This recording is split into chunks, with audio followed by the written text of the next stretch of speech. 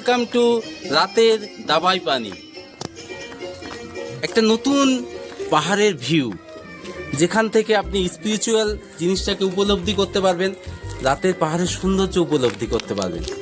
এখানে থেকে আমরা দার্জিলিংয়ের একটা ভিউ পাই, সেটা না রাতের ভিউ, অদ্ভুত একটা মায়াবী, রাত্রির মতো লাগে, ঝিকিমিকি তারার মতো লাগে লাইটগুলোকে।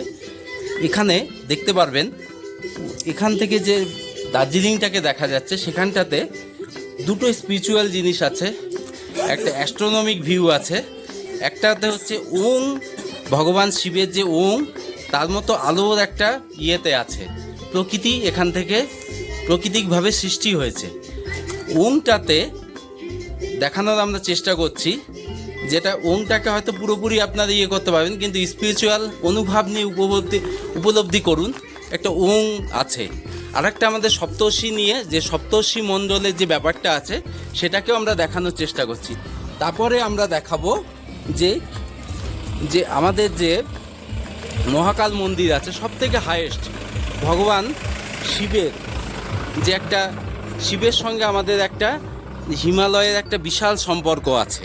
তো শিবের যে ওখানে যে লাইটটা আছে, যে আলোটা আসছে, ওটা কৃত্রিম হলেও না সর্বোচ্চ একটা পয়েন্টে আছে। সেই পয়েন্টটা আমরা দেখানোর চেষ্টা করছি, যেটা ধ্রুব তারার মতো প্রতিদিন একটা উজ্জ্বল নক্ষত্রের মতো জল করে। যেটা দেখুন, এই যে হাইয়েস্ট পয়েন্টটা আছে, এই যে পয়েন্টগুলো আছে, তার হাইয়েস্ট পয়েন্টটাকে আমরা দেখাতে পেরেছি। ওইটা হচ্ছে মহাকাল মন্দির, যেখানে ভগবান শিবের মূর্তি প্রতিষ্ঠিত আছে। এবার আমরা দেখাচ্ছি ওং যে একটা ইয়েতে আছে। দেখুন, পাহাড়ের লাইটগুলো এসে সুন্দর একটা ওঙের মতো আকৃতি নিয়েছে। দেখুন, খুব সুন্দর একটা।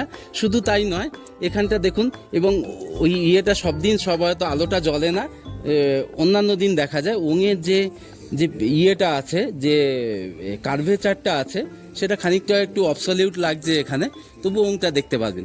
এরপরে দেখুন সপ্তর্ষি মণ্ডলের যে ব্যাপারটা আছে, অ্যাস্ট্রোনমিক ভিউতে দেখুন সপ্তর্ষি মণ্ডলটা আছে। দেখুন, সপ্তর্ষি মণ্ডল 7 জন ঋষির নাম অনুসারে সপ্তর্ষি মণ্ডল তৈরি হয়েছে। সপ্তর্ষি মণ্ডলটা কিন্তু আমরা উত্তর আকাশে সুন্দরভাবে দেখতে পাই। প্রত্যেকটা উত্তর আকাশে দেখবেন, আপনি যদি উপলব্ধি করেন অ্যাস্ট্রোনমি, সেখানটাও সপ্তর্ষি মণ্ডলটাকে দেখতে পাবেন। আরও একটু উপরে দেখুন, সেখানটাতে দেখা যাচ্ছে মহাকালের যে উজ্জ্বল নক্ষত্রের মতো মহাকাল মন্দিরে আলোটা জ্বলছে।